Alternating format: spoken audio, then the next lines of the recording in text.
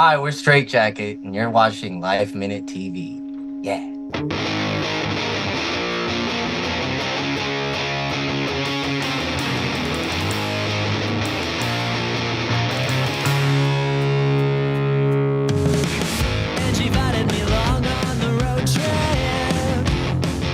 It's our first EP and like our first release that has more than one song on it, and it's gonna have, I think, 5 in total, and we're really stoked for it. We all like different kinds of music and all different kinds of genres. I think we tried to incorporate that in this EP and the next EP that will come out after.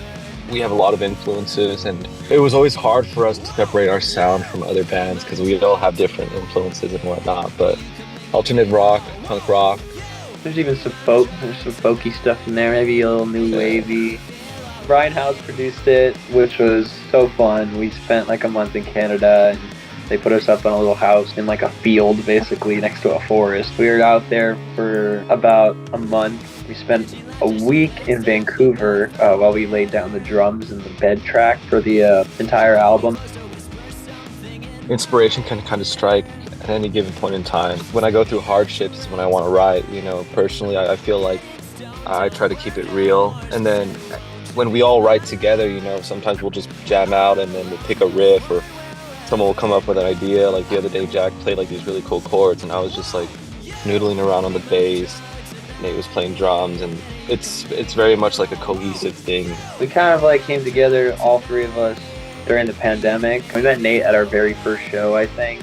Fabian and I were playing in a band before, and Nate was in another band. Our drummer at the time needed to use like one of Nate's like things, like one of his.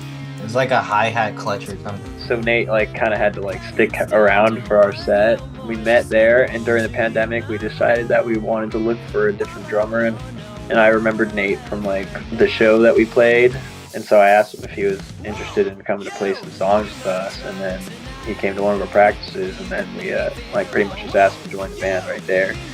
And then we practiced throughout the entire pandemic, not being able to play shows. Once the venue started opening up again, we kind of hit the ground running. We're going to Nebraska in July to play with the Offspring, and then October-ish we're doing Aftershock in Sacramento. We try to like make sure we connect with the crowd too, like playing our music's pretty cool and all, but I mean at the end of the day we want to make sure every person feels like they're like 100% welcomed and a part of the band. We've never ever played shows like the shows that we have set up. We're so used to playing skate parks, small venues, or places around the bay, because that's where you could play during the pandemic. So to have the opportunity to go down and play with some of our heroes this year is very exciting, and we're just really stoked for the year ahead. I hope that people who like us and stuff will like join along for the ride and the journey.